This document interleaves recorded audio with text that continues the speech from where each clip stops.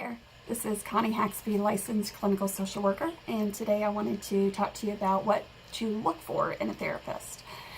The first thing that you want to look for is to make sure that your therapist is licensed in the state that you reside. Therapists do have to be licensed by the board for their practice, whether it's the social work board or the marriage and family therapy board or the counseling board for their state. So you want to make sure that they're licensed.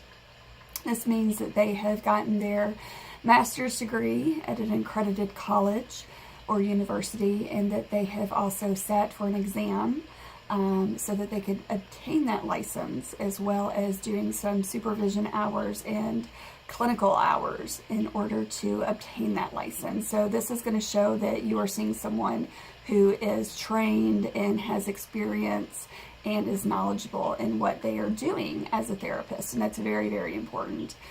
The second, probably most important thing that you want to look for with a therapist is you want to make sure that this is someone that you have a good rapport with. It needs to be someone that you feel comfortable with, someone that you feel that you can trust and that you can talk to easily. The treatment modalities that this person uses are not nearly as important as the relationship that you have with your therapist.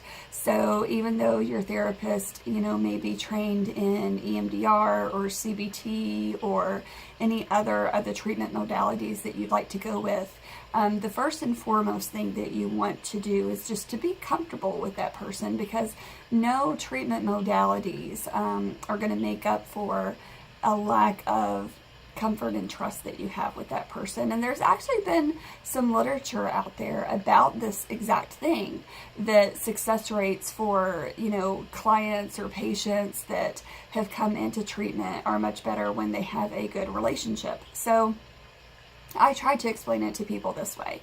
When you go in for that first assessment with your therapist, that is sort of a kind of a job interview is what you want to look at it as, a job interview for the therapist.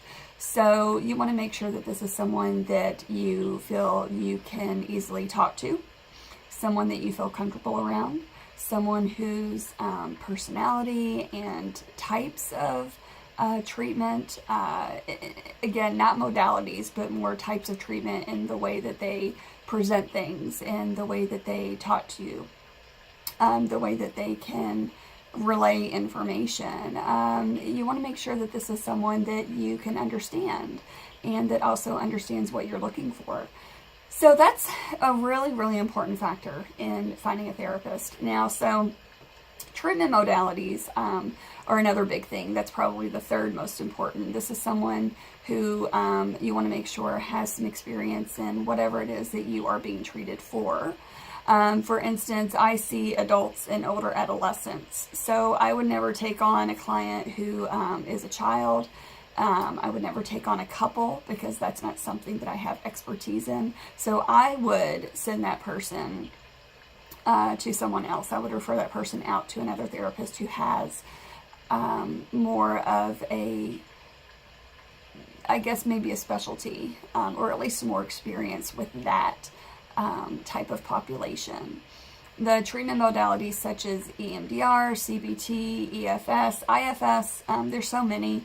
You want to make sure that that person has some experience and has been trained, if not certified, in those treatment modalities. So for instance, if you're someone who has a lot of trauma and you've heard about EMDR and you want to get that type of treatment, then you want to find someone who has been at least trained in that treatment modality.